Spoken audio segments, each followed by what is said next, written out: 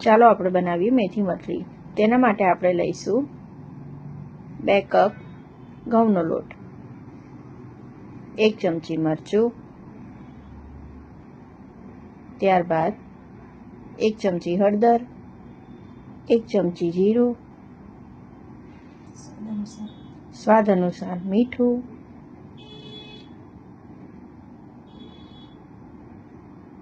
1 ચમચી તલ, 1 ચમચી અજમો, 2 ચમચી રવો, 2 ચમચા તેલ અને હવે બધું હળવા હાથે મિક્સ કરી લઈશું। અને તેને હવે મિક્સ કર્યા બાદ આપણે લુઓ બનાવીને જોઈ લઈશું। અને હવે એમાં મેથી નાખીને સરખી રીતે લોટ બાંધીશું।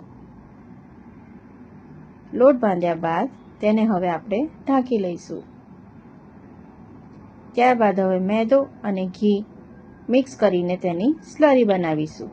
હવે મેથીના લોટના આપણે લુવા પાડી લઈશું। હવે તેની રોટલી વણી લઈશું। ત્યારબાદ તેની ઉપર સ્લરી લગાવી લઈશું।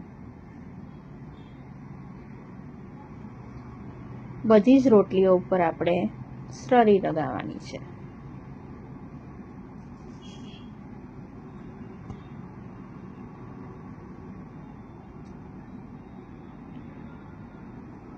સ્લરી લગાવ્યા બાદ હવે એને બરાબર ગોઠવી લેવાનું છે।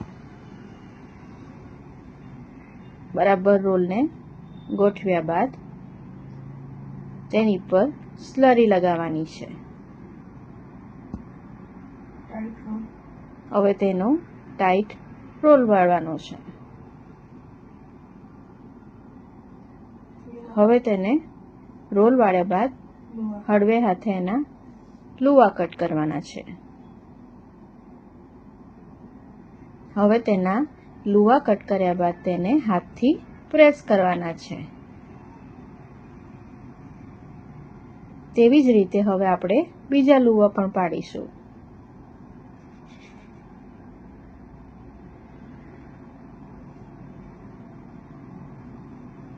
ધીરે ધીરે બધા જ લુવાને આપણે પ્રેસ કરીને વણી લઈશું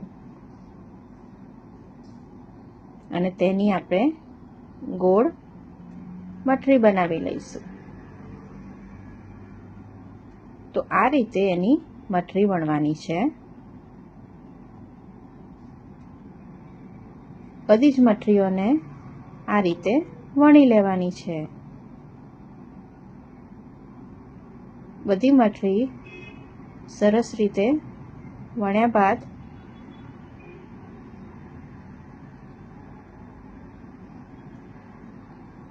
આપણે હવે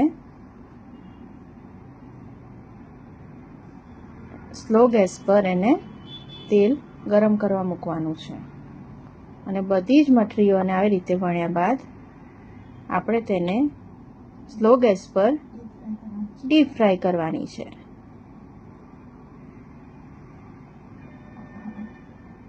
હવે તેને આપણે બધી જ કરીને વણી લેવાની છે અને હવે આપણે એને બધી જ ફ્રાય કરી લેવાની છે।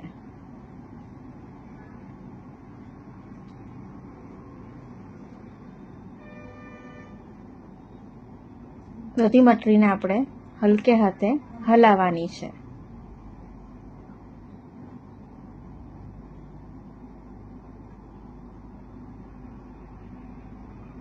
આ રીતે તેને હલાવવાની છે।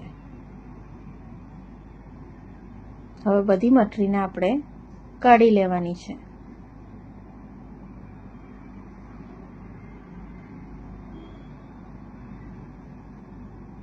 હવે આ જ રીતે બધી મઠરીને આપણે કાઢ્યા બાદ તેને સર્વ કરીશું। તો તૈયાર છે આપણી મેથી મઠરી।